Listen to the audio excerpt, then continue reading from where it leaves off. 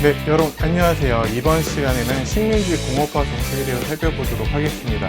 우리 1930년대가 되면은 이제 일제가 더욱더 악랄하게 우리나라를 지배하기 위한 정책들을 시도해 나갑니다. 특히 1931년 만주사변이 일어나고요. 또 37년에는 중의전쟁, 41년 태평양 전쟁에 이르기까지 일본이 제국주의적 그리고 군국주의적인 그런 모습들을 더 나타냄에 따라서 우리나라를 더 악랄하게 핍박하고 또한 전쟁에 동원하기 위해서 일본은 한반도를 더 강압적으로 경제적으로든 정치적으로는 압박해 가기 시작하는데요. 그 모습들을 좀 살펴보도록 하겠습니다. 첫 번째는 식민지 공업화 정책인데요. 이제 우리나라를 공업화하기 위한 정책이겠죠. 말 그대로 한다라면은. 그럼 왜 일본은 우리나라를 식민지 공업화를 하기 위해서 노력했는가? 당연히 우리나라를 위해, 우리 민족을 위해서는 아니겠죠. 그 이유를 좀 살펴볼 텐데요. 요거는 이제 2차 세계대전과 밀접한 관련이 있습니다. 그래서 2차 세계대전이 일어난 그 과정 가운데 1920년대 후반에 있었던 세계 대공황, 1929년에 있었던 세계 대공황부터 좀 따져봐야 되거든요. 한번 간단하게 세계사의 흐름을 좀 살펴보도록 하겠습니다. 자, 대공황 워낙에 많이 들어봤어요. 그 대공황, 1929년에 있었던 뉴욕 증시가 폭락했던 대공황이 발생하게 되죠. 제1차 세계대전 이후에 상품 생산력은 크게 증가합니다. 특히 1차 세계대전 중에는 어쨌든 이제 이전 1900년대에 들어서의, 그러니까 20세기 1900년대에 들어와서 있었던 전쟁들은 18세기 그 이전의 전쟁들과는 좀 모습이 달라집니다. 이제 전쟁을 하기 위해서는 온 국가의 모든 경제력이나 군수품 조달 능력이나 이런 것들을 총동원하는 총동원전이 이루어지게 됩니다. 그 전까지는 전쟁이 그냥 전쟁터에서만 있는 전쟁이라고 한다면은 이제는 국가의 모든 것들 전방, 후방이라는 개념이 생겨나고 전방에선 싸우고 후방에서는 그 군소물자를 대기 위해서 계속 공장을 돌려야 되는 그러한 총력전의 양상으로 흘러가게 되는데요. 1차 세계대전 중에 그래서 이제 많은 공장들이 세워져요. 전쟁을 수행하기 위한 군수품, 군수물자를 생산하는 공장들을 만들게 되는데요. 전쟁이 끝나고 나니까 이 공장들을 이제 군수품을 만드는 공장들에서 일반적인 생활용품들을 만드는 공장으로 이렇게 전환시켜 나가겠죠. 그래서 상품을 생산할 수 있는 능력들, 워낙에 많은 공장들이 있었기 때문에 생산력은 늘어나는데, 그러면은 그렇게 물건을 많이 생산하는 만큼 당시에 사람들의 구매력도 높았느냐? 구매력이 그만큼 따라가지는 못했어요. 그러니까 물건은 많은데 일반 사람들은 그만큼의 월급을 받지 못하다 보니까 물건을 사지 못하는 거예요.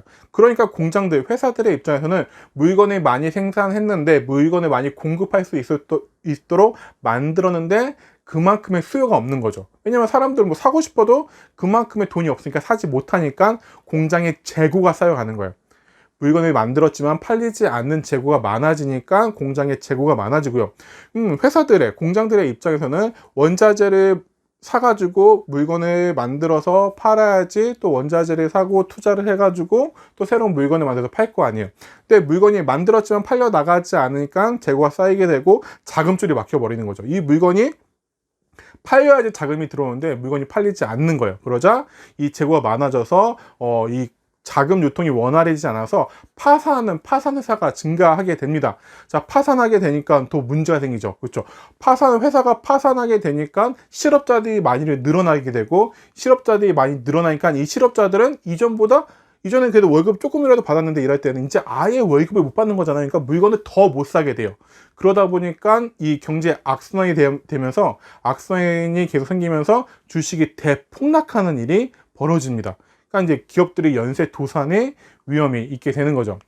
자, 그래서 이 대공황을 극복하기 위해서 이제 세계 각국들이 노력을 하게 되는데요. 여러분들이 이제 가장 많이 들어봤을 내용이 바로 이 미국의 유대 정책이 될 겁니다. 유대 정책, 지금도 되게 많이 쓰는, 뭔가 경제를 부흥시키기 위한, 경제를 다시 한번 일으키기 위한 마치 고유명사처럼 쓰이는 것이 대명사처럼 쓰이는 것이 이 유대 정책이 되겠죠. 그래서 미국은 유대 정책이라고 해서 그 전까지는 이제 요 시기에 1800년대 19세기는 자유방임주의라고 해서 경제는 알아서 잘 굴러가게 된다. 국가가 적극적으로 개입하면 되지 않는다라는 것이 주류였다면은 이제 수정자본주의. 그래서 국가가 어느 정도는 조금 개입을 해서 뭔가 문제가 생길 만한 지점들을 좀 건드려줘야 된다라는 이런 수정 자본주의가 등장하게 되고요. 거기에 따라 유대 정책, 이제 미국도 이제 국가가 경제에 개입을 하는 거죠. 그래가지고 뭐 농업 조정 사업이라든지 아니면은 뭐 산업을 니라라고 해가지고 이제 산업 간의 조정을 한다든지 아니면은 정말 많이 들어봤어요. 테네시강 계곡 개발 사업. 이런 것들 대규모 국가가 대규모 토목공사를 일으켜가지고 일자리를 만들고 일자리를 만들어서 사람들이 돈을 벌면은 다시 물건을 소비할 수 있는 그러한 정책들을 실시하게 돼요. 그게 바로 유대 정책이 되겠습니다. 미국은 어쨌든 2000년대 아니 1900년대 들어가지고 그 정도의 규모 있는 경제를 가지고 있었기 때문에 이제 가능했던 국가 자체적으로 할 수 있었던 일들이 바로 유대 정책이었던 반면에 영국과 프랑스는 이제 그 정도는 되지 않아요. 물론 영국이 산업혁명의 시초이긴 하지만 이때가 되면 이제 미국에 약간 역전당하는 그런 상황이기 때문에 영국과 프랑스는 그 정도의 자체적인 국가 경쟁력은 되지 않지만 아직까지도 영국과 프랑스는 1차 세계대전의 승전국으로서 세계 곳곳에 많은 식민지들을 보유하고 있는 상황이에요. 많은 식민지들이 있다 보니까 영국과 프랑스는 이 식민지하고 본국을 묶는 블록 경제라는 걸 형성합니다. 그러니까 영국이 쓰는 뭐 파운드와 블록, 프랑 블록에 의해서 같은 돈을 쓰는 블록끼리 엮어서 이제 서로 부족한 것들을 본국과 식민지 간에 교환하는 뭐 이러한 체제로 나가게 돼요. 그래서 경제 결속을 강화하는 블록 경제를 형성해가지고 식민지와 본국 간의 블록 경제를 형성해서 영국과 프랑스 같은 많은 식민지를 보유했던 국가들을 이겨내려고 노력을 하죠. 반면에 식민지는 아니지만 조금 제국주의 국가로서 후발주자였던 이탈리아, 독일, 일본 이런 나라들은 제국주의 국가이면서 식민지도 있지만 영국과 프랑스만큼 엄청나게 많지는 않았어요. 그러다 보니까 식민지가 적은 이탈리아나 독일이나 일본 이런 나라들은 대외 침략으로 대공황을 벗어나기 위해 노력합니다. 그러니까 이게 스스로 자체적으로 유대 정책 같은 것도 안 되죠. 그리고 블록 경제 형성할 만한 식민지가 많은 것도 아니죠. 하다 보니까 또 하나의 방법은 대외 팽창의 방법으로 침략, 전쟁을 일으켜서 대공황을 일으키려고 합니다. 전쟁을 일으켜서 새로운 땅 식민지를 늘리면은 뭐 거기에 뭐 원자재 물건을 갖다 판다든지 아니면 또 싸게 원료 수입해 온다든지 이럴 수도 있고, 또 한편 전쟁이라는 것 자체가 막대한 양의 물자를 소비하는 그런 뭐 경제 활동이라고 하좀 뭐 사회 변동 형상이잖아요. 그러니까 그렇게 물자를 막 쏟아 부으면서 이 대공황을 이겨내고자 노력을 했던 것 같아요. 그래서 이제 전체주의라는 게 등장합니다. 그래서 우리가 있는 이탈리아, 독일, 일본은 당시 이제 전체주의 국가라고 부르죠. 전체주의라는 것은요, 이제 개인의 자유나 이익보다 국가 전체의 발전을 우선하는 이념이에요. 그러니까 사람이 먼저라는 것이 아니라 국가가 먼저예요. 그렇기 때문에 국가의 이익과 발전을 위해서는 뭔가 개인의 희생쯤은 당연하게 여기는 그런 것이 바로 전체주의라고 할 수 있겠는데요. 그래서 이탈리아 같은 경우는 이제 파시즘, 전체주의 시작이라고 할 수 있겠죠. 무솔리니의 파시즘, 그리고 독일은 대표적으로 이제 히틀러 나치즘, 그리고 일본의 군국주의 이런 것들을 전체주의라고 이야기를 합니다. 그래서 보면요, 전체주의 등장, 이탈리아 무솔리니의 파시스트당, 무솔리니가 그렇게 말을 잘했다고 합니다. 그래서 히틀러가 이제 무솔리니가 이탈리아 대전을 연설하는 것을 보고 정말 멋있어가지고 나도 저렇게 될 거야 라고 이제 벤치마킹을 했다고 하죠. 자, 그리고 독일은 이제 히틀러의 나치당, 일본은 만주사변이나 중일전쟁 이런 것들을 통해서 이제 대륙 침략을 본격화하면서 태평양 전쟁을 일으키고 대동아 공영권 주장하는 등 하면서 이제 군국주의로 나가게 됩니다. 이렇게 이제 각각의 나라들이 미국, 그리고 영국, 프랑스, 그리고 독일, 이탈리아, 일본 이런 모습들로 대공황을 극복하려고 합니다. 그런 과정 중에 결국에는 2차 세계대전이 발발하게 되죠. 자, 이렇게 통일한 가운데 이제 이 전체주의 국가인 독일, 이탈리아, 일본 세 나라가 1937년 삼국 방공협정이라는 걸 체결하게 됩니다. 이걸 체결한 다음에요, 원래 독일과 소련이 이제 전쟁을 막 준비하면서 독소 불가침 조약이라는 걸 챙겨요. 독일과 소련은 서로 침범하지 않는 조약을 체결합니다. 근데 이게 정말 어떻게 보면 좀 문제가 있어요. 왜냐하면 소련은 사회주의 혁명에 성공한 이후에 제국주의에 대해서 되게 비판을 했거든요. 제국주의에 대해서 비판을 해서 이제 많은 동아시아에도 많은 사회주의 사상가들이 이제 3.1 운동이 1920년대 들으면서 우리나라뿐 아니라 중국, 일본 이런 나라들의 사회주의 사상이 널리 퍼지되거든요. 멋있잖아요. 약소국 지원해준다고 하죠. 그리고 제국주의 비판하죠. 이런 모습들이 뭔가 새로운 모습이라고 기대를 했는데, 그런 사회주의의 최고 형님인 소련이 제국주의 국가, 그리고 군국주의, 전체주의로까지 나아가는 히틀러의 독일과 독소 불가침 조약을 체결했기 때문에 많은 사회주의자들이 여기서 이제 소련에게 되게 실망하는 모습을 드러내기도 하죠. 어쨌든 뭐 소련의 입장에서는 사회주의고 뭐 좋긴 하지만 그래도 자기의 나라의 이익이 가장 우선이었던 거예요.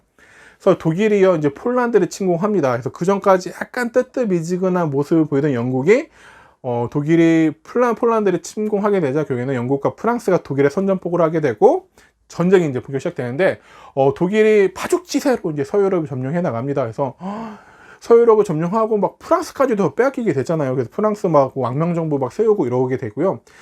그러는데 독일이 이제 서유럽을 대부분을 막 점령한 다음에 그 다음에는 전쟁이 좀 장기화되다 보니까 석유를 확보해야 돼요. 지하자원인 석유를 확보해야 되는데 이 석유를 확보하기 위해서 독소 불가침 조약을 깨뜨려 버리고 소련에 침공해야 합니다. 소련을 침공하는데 소련을 침공하려다가 소련은 얼마나 추워요. 침공하다가 그리고 나중에 패하게 되죠. 뒤에 나오는 전투인데요. 이따가 얘기할게요. 자, 독일이 소련을 침공하고요. 또 일본은 진주만 그 전에 이제 중일 전쟁도 일으켰지만 이제 일본이 미국을 건드립니다. 그러니까 미국이 원래는 그 전에 보면은 미국이랑 일본이랑 영국이랑 막 친했잖아요. 1900년대 초반에 보면은. 근데 미국이 생각해도 일본이 좀 더 이제 30년대 들어서 만주 사변 일으키고 리튼 조사단이 파견해서 만주 돌려줘 했는데 국제 연맹 탈퇴해버리고 이런 모습들을 보이니까 좀 얘 안 되겠는데 이런 상황 속에서 이렇게 이제 막 중일 전쟁 이렇게 하니까 이 미국이 이제 일본에게 약간 경제 제재 이런 것들을 내리기 시작하거든요. 그러자 이제 일본이 진주만 하와이 이쪽이죠. 진주만을 기습해버리면서 태평양 전쟁이 일으킵니다. 진주만에 있었던 이제 미국 군함이나 이런 것들을 공격해버리죠. 그래서 일본의 진주만 기습으로 태평양 전쟁을 발발해서 일본도 이제 미국까지 전쟁에 끌어들이게 되고요. 하지만 이제 미드웨이 회전이랑 이 미드웨이 회전에서 미국이 전세를 뒤집으면서 일본도 약간 요때부터 밀리기 시작하고요. 아까 얘기했던 스탈린그라드 전투, 그렇죠. 스탈린그라드 전투에서 독일이 소련에 침공했지만 스탈린그라드 전투에서 대패하면서 전세가 좀 역전되기 시작합니다. 그러니까 태평양 전쟁에서는 미드웨이 회전에서 일본이 패하면서 전세가 역전되기 시작하고요. 그리고 유럽 전선에서는 독일이 스탈린그라드 전투에서 패하면서 전세가 조금씩 역전되기 시작합니다. 그런 가운데 이제 삼국 반공협정 중에 한 국가였던 이탈리아가 1943년 항복을 하게 되고요. 그 다음에 44년에는 연합군이 이제 빼앗겼던 프랑스를 되찾기 위해서 노르망디 상륙 작전을 시행하게 됩니다. 이 노르망디 상륙 작전, 뭐 배경으로 나왔던 영화들도 많이 있고요. 또 노르망디 상륙 작전을 또 벤치마킹했던 것이 바로 우리 6.25 전쟁 중에 있었던 인천 상륙 작전이 되겠죠. 그래서 워낙에 우리에게 친숙한 이런 작전이고 성공 확률이 정말 낮았지만 그래도 성공해냈던 그래서 연합군이 다시 유럽 대륙을 수복할 수 있는 교두보되었던 전투가 바로 이 노르망디 상륙 작전이 되겠습니다. 그래서 결국에는 이제 독일도 1945년 5월 달에 항복을 합니다. 그래서 일본에게도 너도 항복해라고 이제 요구를 하지만 일본이 싫은데라고 계속 개기니까 결국에는 미국이 일본의 원자탄 2발 리틀보이어 펜맨이라는 이름을 별명을 가진 원자탄 2발을 탁 나가사키와 히로시마에 터뜨리면서 일본이 1945년 8월 15일에 무조건 항복하는 그런 상황이 되겠죠. 자, 이렇게 이제 우리와 관련 있는 것은 이제 일본이 이렇게 2차 세계대전, 중일전쟁과 태평양 전쟁, 2차 세계대전 중으로 나가게 되잖아요. 그러다 보니까 전쟁을 수행하기 위해서는 막대한 양의 물자도 필요하고요. 막대한 인적 자원도 필요해요. 그래서 이런 것들을 조달하기 위해서 우리나라를 어떻게 압박해 오는가, 어떻게 강압적으로 통치해 나가는가 라는 모습들을 좀 살펴보도록 하겠습니다. 자, 먼저 이 대동아 공영권이라는 게 있는데 이 대동아 공영권, 그러니까 이런 전쟁을 수행하면서 요 시기에 일본은요, 우리나라뿐 아니라 대만뿐 아니라 동남아시아 지역들도 막 침략해 들어가거든요. 그러면서 이제 내세웠던 게 대동아 공영권이에요. 이거 한번 볼까요? 대동아 공영권, 대동아 공동선언. 미국과 영국은 자국의 번영을 위해 타민족을 억압하고 자기네는 안 했나. 대동아를 예속화하고 안정을 해치려고 하고 있다. 이것이 대동아 전쟁의 원인이다. 대동아 각국은 제휴하여, 그러니까 동아시아에 있는 이 나라들은 연합해서 대동아를 미국과 영국의 속박으로부터 벗어나 공존 공영, 자주 독립, 인종적 차별이 없는 공영권을 건설함으로써 세계 평화의 확립에 이바지하고자 한다. 그러니까 일본이 내세웠던 대동아 공영권, 그러니까 아시아인들의 일본 군대에 끌고 와서 뭔가 전쟁을 수행하기 위한 그렇게 내세웠던 명분이 뭐냐면요. 그러니까 실제로 일본은 이제 서구 제국주의 지배를 일본 제국이 이제 자신들의 논리로 전환한 건데요. 그러니까 미국이나 영국 같은 서구 세력들이 우리 아시아로 쳐들어오니까 우리 일본을 중심으로 아시아가 단결해가지고 서양 세력을 몰아내자. 그래서 태평양 전쟁을 이제 일본이 아시아 대륙, 서양 세력이 아시아 대륙 침략을 막기 위한 것을 합리화하기 위한, 그러니까 우리 일본을 중심으로 서양 세력들이 아시아를 침략해온 것을 막자라는 것이 대동아 공영권이라는 얘기인데, 정말 말도 안 되는 소리죠. 자기네가 먼저 어떻게 그 아시아에 있는 국가들을, 이때 전쟁 중에 일어났던, 우리나라 말할 것도 없지만 난징 학살이라든지 아니면 이런 것들은 정말 수십만 명들을 이렇게 죽여놓고선 말도 안 되는 소리입니다. 자, 이제 일제 병참 기지화 정책, 이때 여기부터는 이제 본격적인 시작입니다. 일제의 통치 30년대 넘어서, 자, 일제가 우리나라를 병참 기지화를 만들기 위한 정책을 실시합니다. 거기는 배경을 보면요, 만주사변 1931년이죠. 일본이 만주를 침략해 들어간 만주사변 전후로 일제는 우리나라에서 식민지 공업화를 추진합니다. 식민지 공업화, 그러니까 우리나라를 공업화하겠다라는 거예요. 그래서 농공병진 정책을 실시하는 농공, 그러니까 농업과 공업을 같이 발전시키겠다라는 농공병진, 같이 가겠다라는 거예요. 정책을 추진하는데 한국을 병참기지로 활용하기 위한 거예요. 그럼 병참이란 건 뭘까?